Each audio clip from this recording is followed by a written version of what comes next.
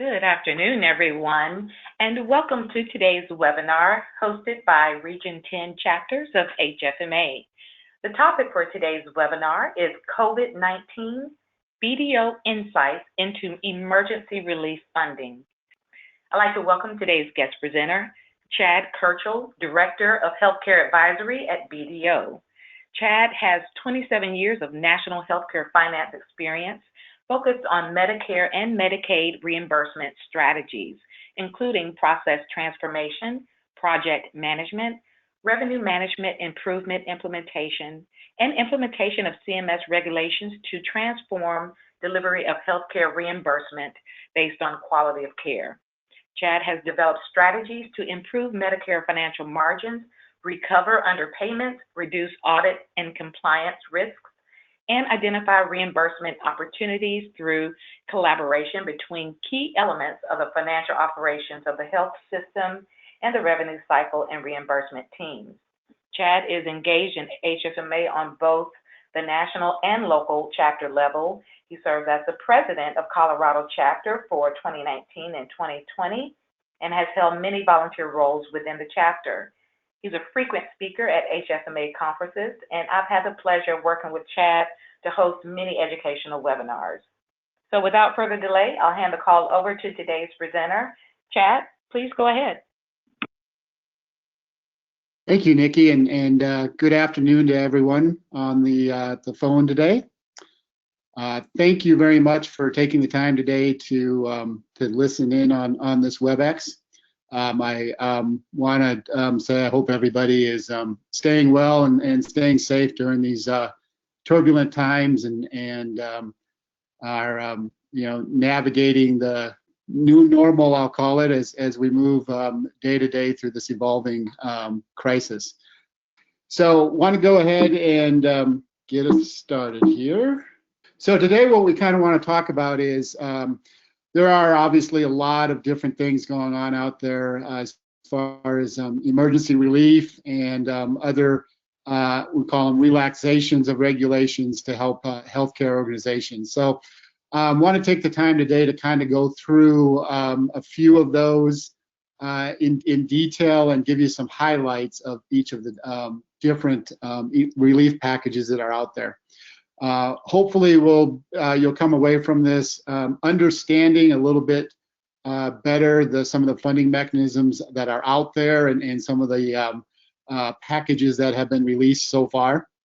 Want to talk about identifying methods to estimate your increased expenses and lost revenue due to COVID-19, and discuss some post-COVID-19 implications of the funding. So what's going to have to be done once we're through this pandemic and trying to come out on the other side, emerging from what we just went through. So we're try to hit some of all of those in detail as we go through the next hour or so that we have together.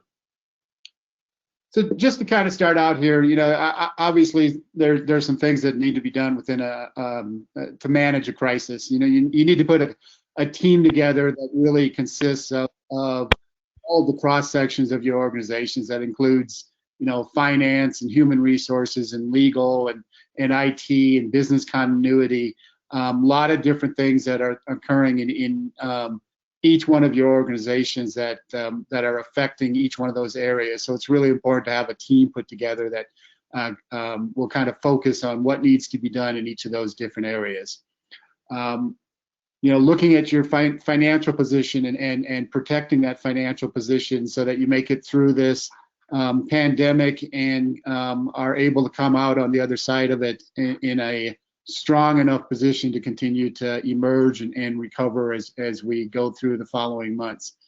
So it's really important to understand what your cash inflow and outflows are. How do you identify measures for controlling costs? How do you identify those COVID-19 expenses and lost revenue? And a big part of that are the different packages that are out there and what makes sense for your organization to take advantage of to help you be able to deliver the care to your patients. one of the things that will need to be done is looking at contracts that you have in place and looking at the different issues within those contracts and evaluating strategic alternatives in moving forward with those contracts. And a big thing is understanding your business insurance. What business interruption insurance do you have, and what measures under those are available to help you navigate this evolving crisis. So some of the relief packages that are out there that we're going to talk about today. We're going to talk about the Medicare Accelerated Advanced Payments. Talk a little bit about the CARES Act. That's a $100 billion fund that is available to healthcare organizations to respond to COVID-19. FEMA public assistance, obviously that has been activated, and the disaster relief fund is available. There's a paycheck protection program for smaller businesses. Telehealth medicine has been greatly expanded.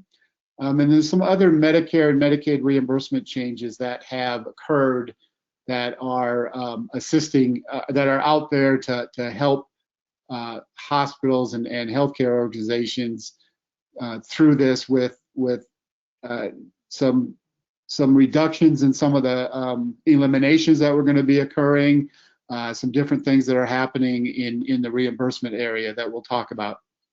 And then what's really going to be important is how we're documenting the funding that we're getting and how we're documenting how we're using that funding. So we're going to end the presentation with a little bit of guidance on assistance in that area. So the first thing we're going to talk about is the Medicare Accelerated Advanced Payments. So this actually is an existing program that allows CMS to provide advances to Medicare providers in emergency situations to help them address cash flow issues and responses to natural disasters. What has happened now is there's been a lot of expansion of this payment program. So these are not part of the $100 billion Public Health Social Services Fund that's out there through the CARES Act. This is something completely different. This is basically you are able to request advanced payments on your Medicare reimbursement. And we'll talk a little bit about how to go ahead and do that. But this is basically, it's a loan. So that's the first thing you have to understand about this is it is a loan. It is an interest-free loan up to a point, and we'll talk about that point and when that interest kicks in. It is a simplified request process, and the time frame for getting these payments has been significantly reduced. In the past, when these have been available, it may have taken 30 to 60 days to get the payments. What's happening right now is Medicare is attempting to turn around these payments within 7 days of the request. So it's a very simplified process and a quicker return on the money. There is no deadline to request this. They are open right now, so you are available to go in and request these. And once your maximum amount has been requested, right now there's no ability to request more. And we'll tell you what that maximum amount is here on the next slide, but there's no ability right now to request more. But CMS is monitoring that as the situation evolves.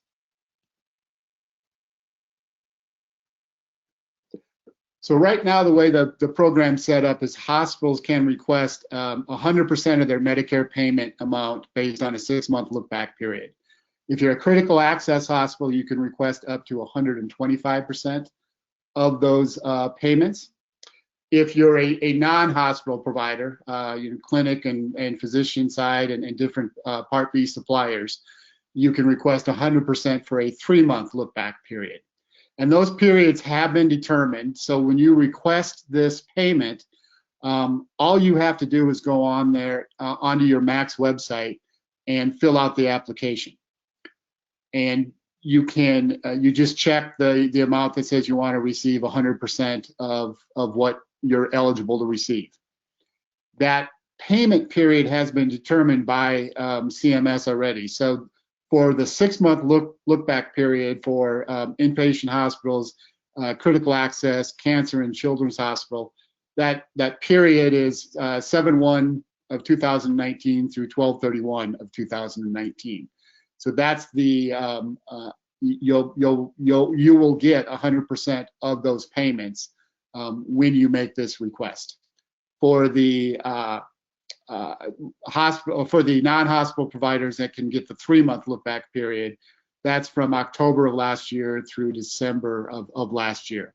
So again, those payments have already been determined what you can receive. And all you have to do is go onto your MAC website, pull up the application for that, and put in the application. You can actually request less. You don't have to take 100%. So there is a place on the form where if you want to take 50% of it the first time around, you can request that 50%. And then you can go back in and request again the other 50%. So again, you can request up to 100% of what's been determined that you can request.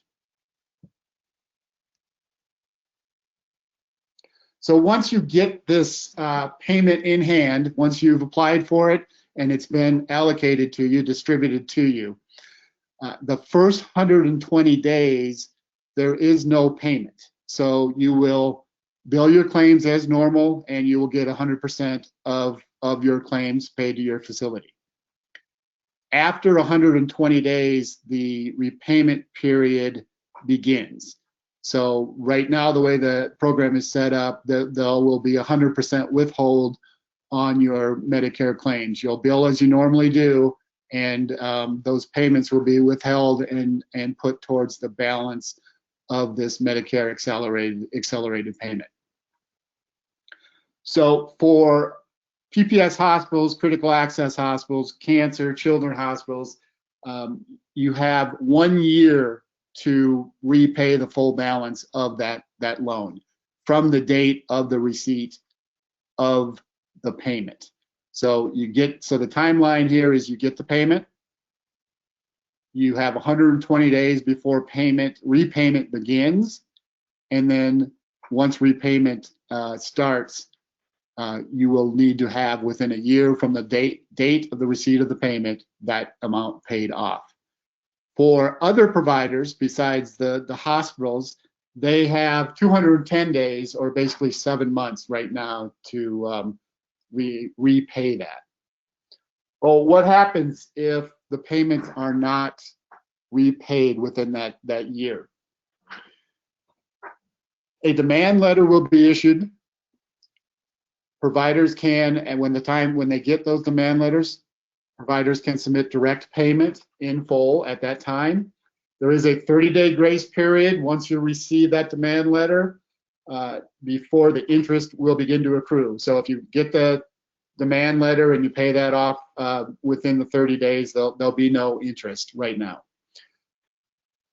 After the 30 days, the interest rate will be set by the Treasury, and currently that's 10.25%. So whatever balance you have left over after that year or that 7 months from the date of your payment, depending what type of provider you are, the interest on that is going to be 10.25%. So if you're unable to pay that balance, you should at that time be contacting your MAC about extended payment plans that could include reducing the withhold amount, but interest would still apply as you go through that payment period. For critical access hospitals and those hospitals that are on PIP, there'll be a reconciliation of the process at your final cost report after the first cost report period occurring after the repayment period. So if payments need to be reconciled, it will happen at that cost reporting period time. So there's a couple things that are happening around the Medicare accelerated payments right now. So the American Hospital Association is working with Congress to try to put a little more relief along with this program. They're talking about requesting to waive the interest completely. So CMS does not have the authority to do this right now, but AHA is working with Congress to try to get some additional relief here. So one of those things are so that there is no interest on the balance remaining. So you still have to pay off your balance, but there'd be no interest accrued. Reduce the interest rate to what is the statutory treasury rate right now is 2% instead of the 10.25%.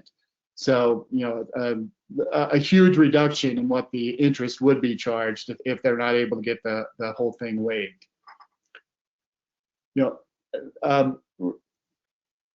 Increasing the grace period. Right now, I told you it was 30 days. Once you get that demand letter, you have 30 days to pay off the balance before interest started. So they're working with Congress to see if they could maybe extend that 30 days to a longer grace period, or refrain from issuing a demand letter right at the 1 year time frame, because that demand letter is going to be what initiates the interest part of this. So more to come on that, of course. These are things that are being worked out. So we'll see as this evolves how that's going to come into effect and if additional release will be offered under this program.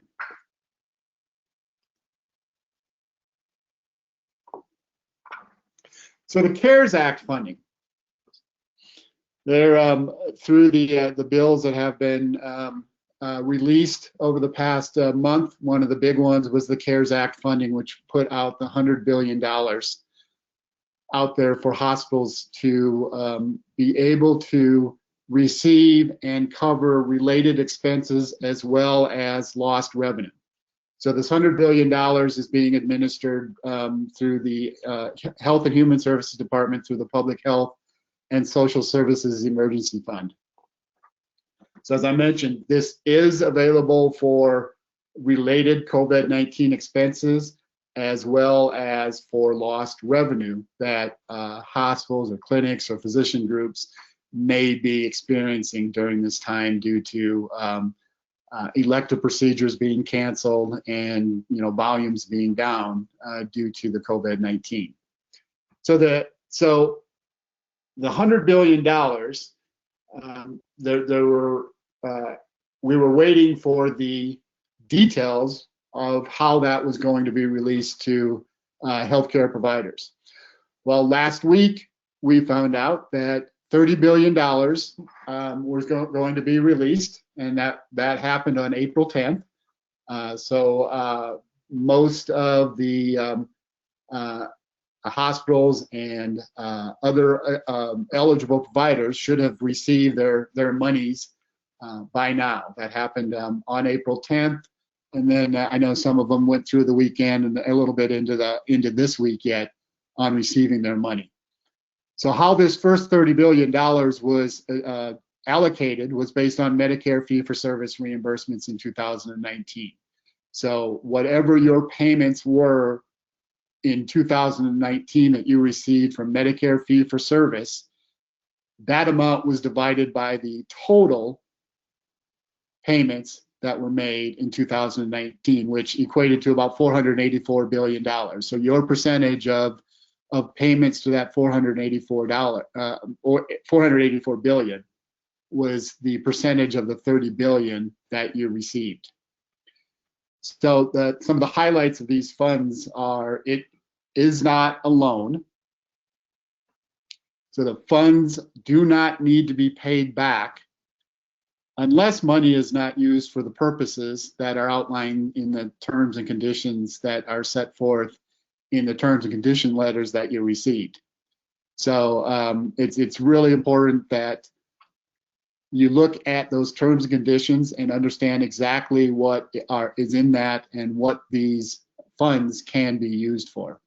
One of the conditions of receiving this fund is that providers must agree not to seek collection of out-of-pocket payments from their COVID-19 patients that would be greater than what would have been expected if provided by an in-network provider. So, if they're going to an out-of-network provider, they cannot try to get more than what they would have gotten if they were an in-network provider. So there's many different stipulations in that package that it's very important to make sure you pay attention to. So just a few of the things around this payment. So HHS partnered with the United Health Group, so they distributed the funds. Providers did not have to do anything. There were no applications, no grants that had to be completed. You received this payment directly deposited into your accounts. Payments were made through Optum Bank, and the descriptions as it went into your account was HHS payments. So that should have hit your accounts, and those would be the descriptions that you would look for to understand what that payment was for. If you're a provider that receives paper checks, so you don't get it automatically distributed through your clearinghouse, your checks will be coming within the next few weeks. So obviously that'll take a little bit longer for you to see those funds. Now, one of the issues around this is an attestation that has to be signed within 30 days of payment receipt to agree to the terms and conditions of the payments. That portal actually did open today.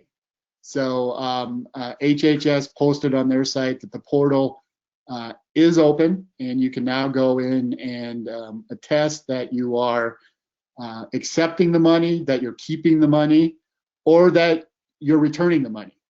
So maybe you're in a position where you don't want to accept the money for some reason. You do have that option through the attestation to return the money. As of today, that portal is open, and healthcare providers that receive this amount can go in and attest to receiving it, and that you're going to be using it according to the terms and conditions that have been set forth. So some of those terms and conditions that are in that letter, there's numerous ones. You have to have billed in Medicare in 2019. You are providing diagnosis, testing, or care to COVID-19 possible or actual cases. You have, it did come out that some of the physician groups that received this had questions whether they would be able to keep it if they weren't treating COVID-19 patients, but HHS came out and clarified that if you lost revenue due to this situation, that would cover that. So if you were in that situation, you're still able to accept and keep the money, and then as long as you're using that money for the purposes stated within the terms and conditions. So again, you do have to go in and certify the payments will only be used to prevent, prepare for, and respond to coronavirus. The other piece, the other string attached to this is, you're getting funding, and this funding is going to have to be accounted for. So one of the things that does have to be done is reports have to be submitted to the secretary. And these reports are to ensure compliance with conditions that have been imposed to the terms and conditions. So if you're a healthcare provider that received more than $150,000, 10 days after each quarter, you will have to submit an accountability committee report. Now, exactly what form that's going to take, that has not been released yet, but there is going to be further details coming out on how you're going to need to report that to the secretary to ensure that you're complying with how these funds need to be used. So with that, and we'll talk more about this towards the end, as I said, but it's very, very, very, and I can't say very enough, important that you're maintaining appropriate records of how you're using this fund and how you're documenting the lost revenue or the cost, the increased cost due to COVID-19, how you're maintaining that. So again, we're going to talk more about that at the end, but I just want to put that that seed out there right now that it is extremely important to understand how you're documenting and how you're reporting these costs in your GL, how you're reporting these different funds that you're receiving. So again, if you receive the accelerated payments, or if you receive the CARES Act, or if you get FEMA funding, which we'll talk about in a few slides here, it's extremely important that you're tracking those separately in your GL, and that you're tracking how you are utilizing each one of those different funds to make to address the COVID-19 situation.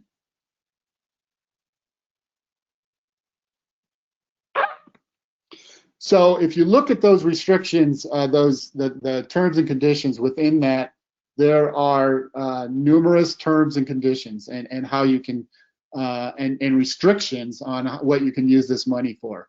I've just got a few of them up here on this slide. There are numerous different restrictions, but it actually goes and says that, you know, executive pay, gun control, and lobbying. Those are just a few of the restrictions that you would not be able to use this CARES funding on, and there's a whole list of additional things that are in there.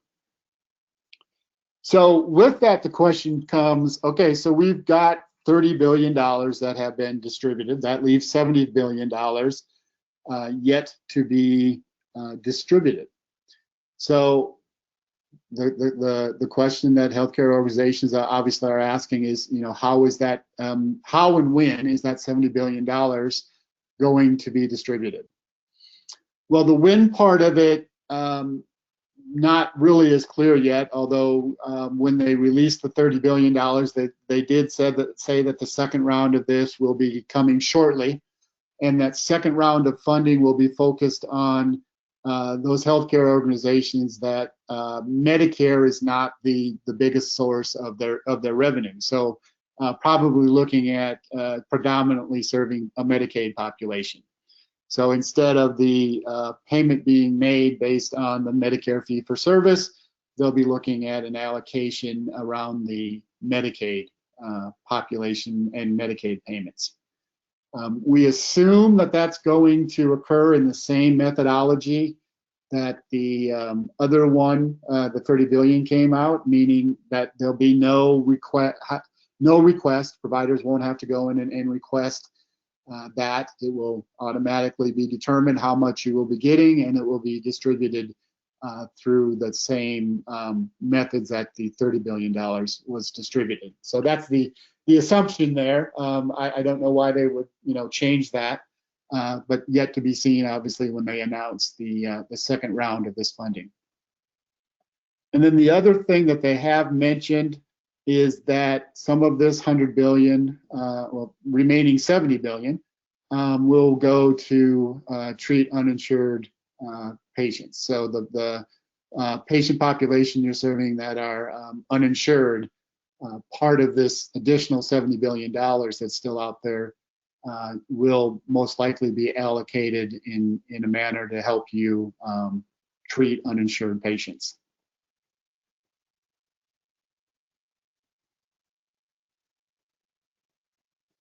So another funding mechanism that is out there is the FEMA Disaster Relief and Emergency Assistance Act. So on March 13th, when President Trump declared a national emergency through the Stafford Disaster Relief and Emergency Assistance Act, this activated this FEMA Disaster Relief Fund. So FEMA is making disaster relief funds available through the public assistance grant programs for state, local, tribal territory governments. So there are, if you go on to FEMA, there's a question and answer document on there that helps you understand what the FEMA monies can be used for. Again, it's very distinct in what FEMA funds can be used for. So you want to make sure you have a really good understanding of what you can use that money for, as opposed to what you're using the other funding mechanisms that you have. Again, can't say this enough. It's really important that you are using these different funds for what they are meant to be used for, based on the guidelines of each of those funding programs. There will be audits at the end, during it, at the end of it, to make sure that monies were being used for the reasons they were supposed to be being used for. So if in order to get FEMA public assistance, so it's available for not-for-profit organizations. The start date of the period of funding was retroactive back to the 20th of January. And basically this consists of a 75% federal cost sharing. So basically up to 75% of COVID-19 expenses will be covered through FEMA. So the accounts, basically there's applications that need to be done. So the applicants will provide information to the recipients, so that the hospitals of each state in how they need to apply for this, set up a portal and apply for this. Again, here this is a reimbursable program. The key is it's a reimbursable program. The public assistance provides reimbursement and financial assistance to eligible applicants for the costs incurred in responding to this disaster. So again, it's going to be extremely important for the hospitals to set up a fund for this FEMA fund and understand how it's being tracked. So really looking at setting up a worksheet and tracking the different costs and how the different costs are being paid for through these different funds. So the rest of the slides here in the FEMA section, I'm not going to hit them all really in depth. They're kind of provided there to give you an insight onto what needs to be done in order to get this. So you know, there's specific steps that you need to take to get this for a nonprofit organization. They have to meet the requirements of eligibility. The not-for-profits are required to submit additional documentation to FEMA to approve their request. And there's potential for not-for-profit applicants. It's essential that you apply with the proper required documentation. So you know, your application for this could be delayed if the proper documentation is not provided when you request this information. And the next slides again gives you the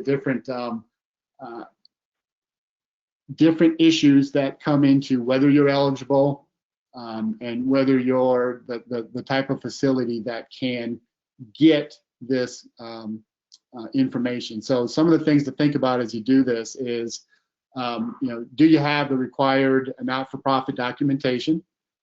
Have you performed emergency protective measures taken to respond to COVID-19? Are you legally responsible for the work? Are you an eligible facility? These are all different questions that you have to think about and go through. So you know, it's really kind of really important that that management crisis team that I talked about earlier take a look at all the different things in order to get the FEMA money and make sure that your facility qualifies for that, and then apply through the state and the portal that the state will have set up for you in order to get that money.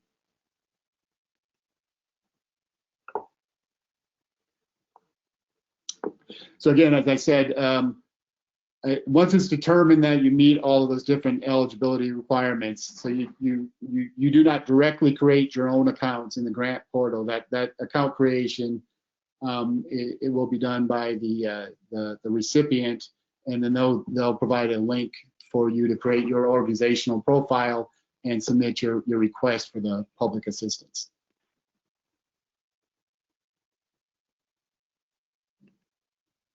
So another option out there is the payment protection program. So if you're a small business that's 500 employees or fewer, or if you may be eligible if you are classified as a small business under different existing programs. So you might be, it might be possible for you to have more than 500 employees and take advantage of that. It's for nonprofit organizations under 501c, veterans and tribal organizations. And what this program does is it provides you 2.5 times your payroll cost during a 1-year period for up to $10 million. So it's the lesser of that 2 times your payroll or $10 million. You do have to get these loans through an approved lender.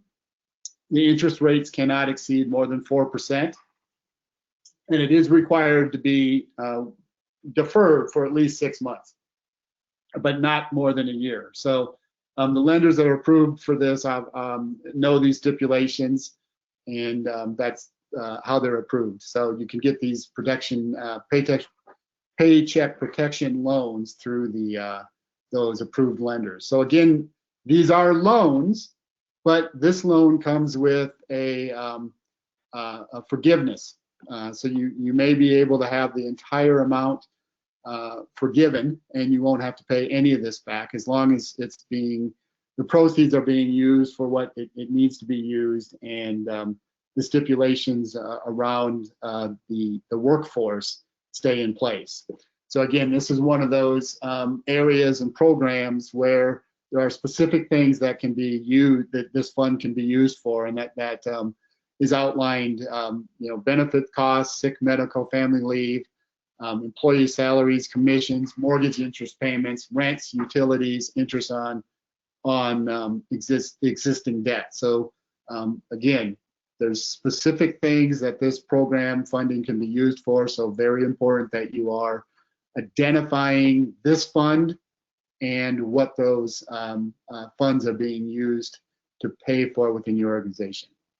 So again, you can get the care relief funding, you can get this paycheck protection program, but you have to make sure that you are utilizing them for the expenses that they are due to pay for based on the guidelines of that program.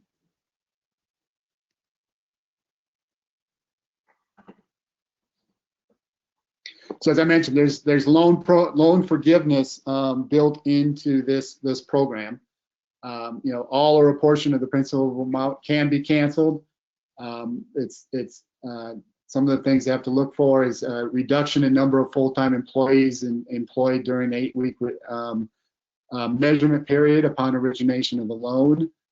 So there's reductions based on how much you would reduce your workforce. Compensation reductions per employee of more than 25%. So if you are going through a restructure of your compensation program and you're reducing employees' pay more than 25% during this period, these are all some of the things that would reduce the loan forgiveness part of that, so that you would have to pay back a portion of that loan based on these types of criteria in there. This is a program that comes with, if the amounts are forgiven, this is not included in gross income for federal taxation purposes. So that if you had a 50, let's just say $8 million loan, and 50% of that was forgiven, that 50% that was forgiven would not be taxed, but that 50% that would not be forgiven would be taxed. So those are all specific details that you would need to understand as you go into this program. Applications are open for this. They open up on April 3rd for small businesses and April 10th for independent contractors. So it is available for you to be taken advantage of right now.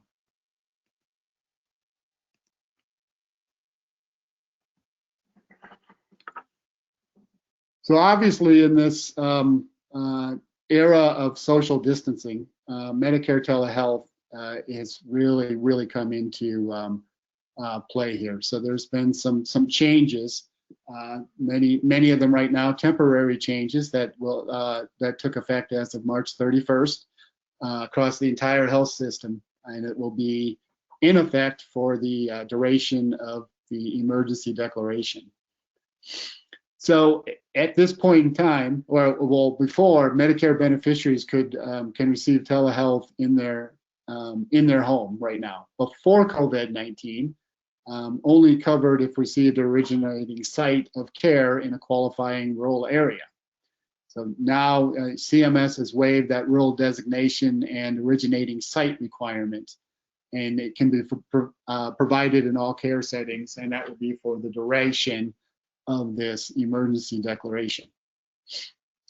In the past, it had to be, telemedicine was for patients that had an established patient relationship with the provider of the telehealth medicine. So right now, federal providers can provide that telehealth services to new and existing patients, although you do want to make sure, there are state licensors, so there are state issues here to consider too. There may need to be some things that are taken care of in order for you to be able to accept new patients under this based on the state licensure issues. There are new CPT codes that have been set up for the telehealth medicine. So there's a complete list of these on the CMS website. Important to know that CMS did not expand the eligible telehealth providers here. So it's still the same telehealth providers that can provide these services. Therapists and others not included in that list of qualified providers, they cannot, at this point in time, provide telehealth medicine under this expansion. You do still need to have technology with both audio and video. That's still required. So the provider may use a phone, but that phone has to have a multimedia device, two-way audio and video capabilities. And if you're using technology that doesn't have that, there would be significant reductions in the reimbursement through the Medicare telehealth expansion.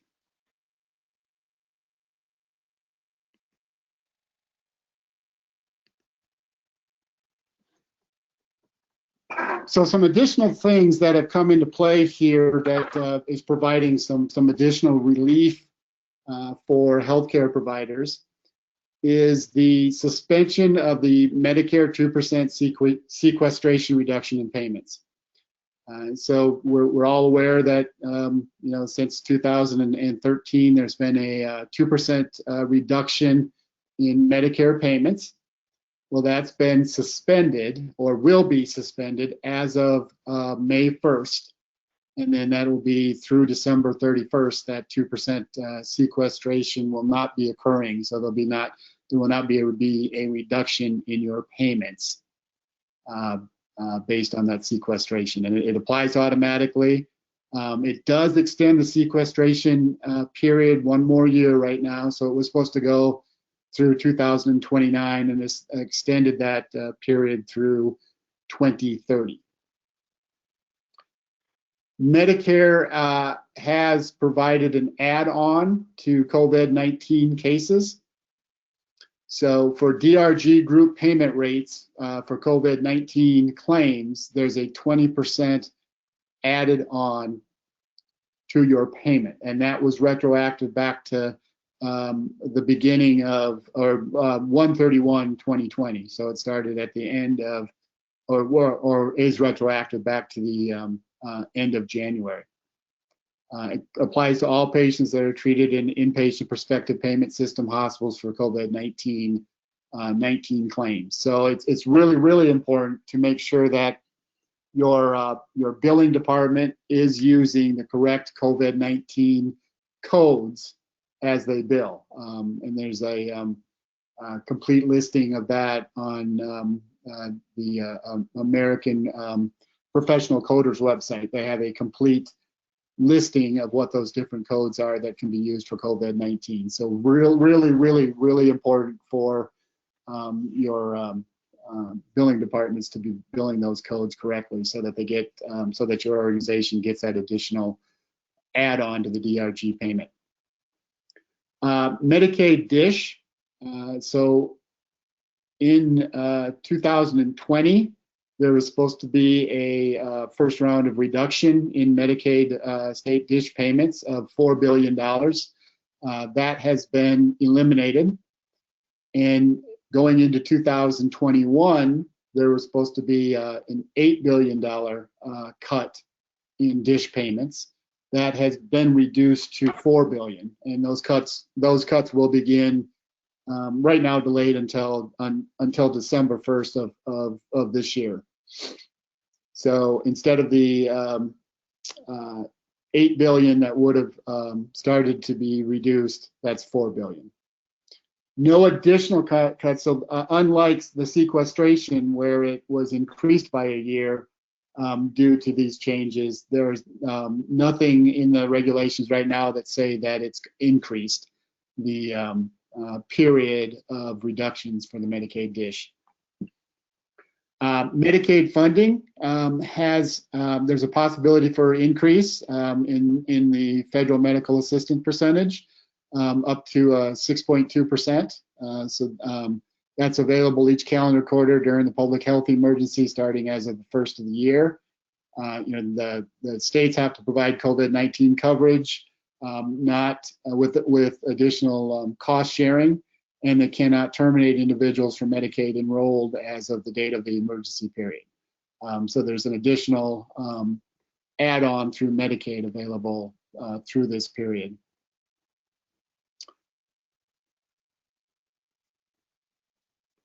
Some of the other waivers, again, there's a full list of different waivers that CMS has put in place.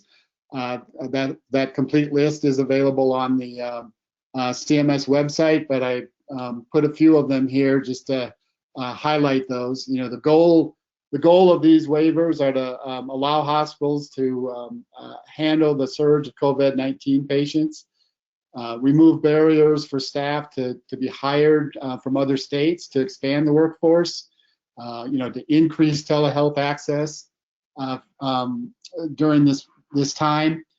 Critical access hospitals, the 25-bed limit has been waived, and the 96-hour length of stay has been waived for critical access hospitals during this emergency period. Hospitals are allowed to house acute care patients in excluded distinct part units to be able to have additional beds for these patients. They're allowed to have them in these distinct units, and when they bill for the care, they identify the patient as a unit due to COVID-19. So it's giving hospitals the flexibility to increase their bed size and where they can house these patients at during this emergency declaration. A couple other things that have occurred. If you deal with Medicare cost reports and occupational mix and wage index, there has been some extensions on the due dates of those. So the occupational mix survey that was due at the beginning of July is now due at the beginning of August 3rd. And there is a stipulation in there that gives a little bit of flexibility that if hospitals think they're still going to have difficulty meeting that deadline, they should communicate with their MAC. Doesn't mean it's automatically going to be extended, but if there's a lot of hospitals that think they can't make that August 3rd deadline, CMS may consider another extension of that date. Medicare cost report due dates have been extended. So if you were a 1031 or an 1130 provided for fiscal year end, they're now due at the end of June And if you're a 12/31 fiscal year end, they're due as of the end of July. No surprise billing is another flexibility here. Portion of the $100 billion will be used to reimburse providers, as I mentioned, for the uninsured patients. And if, when that happens, providers will be obligated to abstain from balance billing. And then the administration has commitments from a number of different private insurers that are also waiving the cost sharing portion of the COVID-19 treatments. So we talked about documentation several times throughout this presentation. Really, really important that you're documenting the funds you received, how you use those funds, documenting what your increased expenses for COVID-19 are, documenting how you came up with the lost revenue that you're reporting due to COVID-19 and the cancellation of the procedures, these non-essential procedures, and then tracking, as I said, tracking of how those funds are being used. So let's take the increased expense side of this. Really important for you to have a GL account set up, and that's where different expenses that you're incurring for COVID-19 over and above what you would normally have been incurring should be going into that account. So you have the really important thing here is an audit trail to track these expenses, a really clean audit trail. So you want to be able to identify those direct costs and come up with a methodology to appropriately allocate any indirect costs that are associated with COVID-19. On the revenue side of the world, it's important for you to take a look at year-over-year revenue.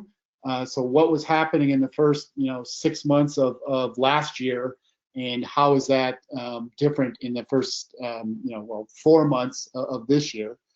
But how much revenue has been saw to have been decreased over that span of time from last year to this year?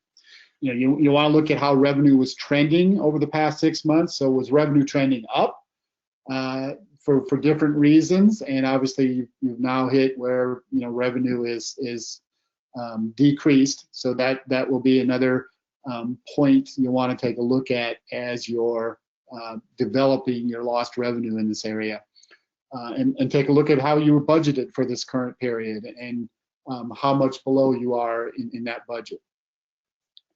So again, one of the primary pieces of wording in these different funding and loans is the relief fund state that these funds should not be used to cover expenses covered by other funding programs. So again, number one, important for you to understand what the stipulations, terms, and conditions are for FEMA, for the CARES Act, and understand, and the Paycheck Protection Program, and understand what those different things are supposed to be used for, and make sure you have a GL account set up for each one of the different funds, and tracking where those funds are going as they're being dispersed for payments. So as we wrap up here, some of the things to think about here is as healthcare organizations develop their strategy for looking at these different funds and what funds they're going to take advantage of, whether the healthcare organization is going to take advantage of the Medicare accelerated payments, which is a loan, and how that's going to affect their cash flows now, as opposed to how it's going to affect the cash flows, 4 months down the road when payments start, or how we're going to utilize the CARES funding that we get. All of those things have to kind of be understood as the strategy for utilizing these funds are developing, and how the organization decides to either pick and choose which one they're going to go after, or If they decide they're going to take advantage because they're in that situation where they need the accelerated payments, they need the Paycheck Protection Program, they need FEMA, how those strategies are all going to intertwine, and how you need to make sure that, again, you're tracking those things the way they need to be tracked, so that at the end of this, the healthcare organization or hospital's not in a position where they need to repay anything. So these relaxed regulations that are out there, these payments that are occurring to help healthcare organizations during this time, really need to be cognizant of the steps that are being taken, the strategy that has been developed to understand your increased expenses, lost revenue, and how the funds that you're receiving are being used. So, you know, it's important for healthcare organizations to have that crisis management team that they're working with. You know, if you need outside help, you know, working with your audit firm or other consultants that you normally utilize, you know, getting that outside help that your hospital might need during this time will be part of the strategy that hospitals need to put together as they work their way through this evolving situation that we're in.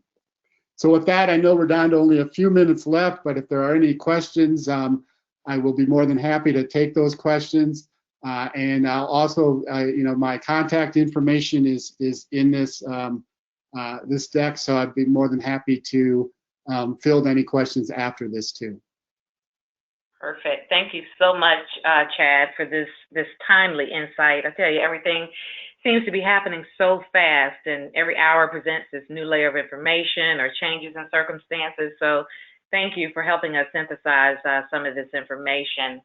As we jump into the Q&A portion of the webinar, I'd just like to remind everyone to type their questions into the questions chat panel located to the right of your screen, and we'll take as many as time will allow.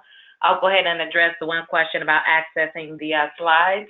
So if you missed the initial announcement, you don't have to wait for those. You can gain access to the slides right now just by expanding the handout section of the right side of your screen and clicking on that PDF icon. All right, so our first question regarding the Medicare app, when will the interest begin on those loans? Yeah, good question. Yeah, that. So again, it's an interest-free loan up until the prepayment period ends. So for hospitals, that's a year after you receive the payment, and then you'll get a demand letter, and you have 30 days from when that demand letter starts. That's when the interest will start to accrue on it. If you're a non-hospital provider, you have 210 days from the date you receive that to make the payment. You'll get your demand letter, and then 30 days after the date of that demand letter, the interest will accrue on that. All right, thank you for that. And next, how long will the FEMA applications be accepted? So normally the FEMA applications are only accepted for 30 days after the date of declaration. That has been waived. It is basically, you can go in and do it now, and you can continue to do it on a rolling basis throughout the crisis period, throughout the emergency declaration period. So you can make one round of request for it, an application, and you can, at a later point in time, if you see you need more funds, you can do it again. So it's on a rolling basis for the duration of the public health emergency, or until the $50 million fund is depleted. Okay, and I think you just addressed another question very similar, asking if you can apply more than once for FEMA funds. So it sounds like the answer to that is yes? The answer is yes. It's on a rolling basis, so you can apply more than once for that. Got it. All right, next question. We'll take just a couple more. There are a lot that came in, so I'm going to leave your contact information pulled up, leave that on the screen. So this next question, funds were distributed by tax ID, not by provider number. Do we need to allocate to each provider number or just track per tax ID? So it does need, so each one of those do need to be tracked per your different facilities. So you do need to track it, you know, if you have different hospitals in different states or different nursing homes in different states, you need to track it for each of the different facilities. All righty, and is it okay to use other funding sources to cover the 25% that FEMA does not cover? Yes, yeah. So FEMA is going to cover 75% of the cost. So you just need to be tracking how the part that's not covered, what funds you're using to do that for. All right, let's just see if we can squeeze in one more in the essence of time. Would you please clarify the next rounds of reimbursement for the remaining $70 billion funding from the CARES Act? Yeah, so again, as just said, there's $70 billion left. The second round of that is going to be based on Medicaid population. So the first round was done on Medicare fee-for-service. The second round, they're stating will go to hospitals and hotspots and based on the Medicaid population, and then a portion of that will go for uninsured patients. All right, so as we're a little bit over today, but I think it was well worth it with the timely information that that chat was able to share. So I do want to take this time to thank our HFMA members and the healthcare community at large for joining this call. I probably am the only non-healthcare person on the call, so I just take this moment to thank everyone for all the different roles that you're playing in our healthcare ecosystem. So thank you again to our guest presenter, Chad Krchil of BDO. Thank you for joining us as always, Chad. And on behalf of Colorado and the entire Region 10 chapter of HFMA, thank you again for joining and have a great afternoon, and please stay safe, everyone. Thank you, everyone. Stay safe and well.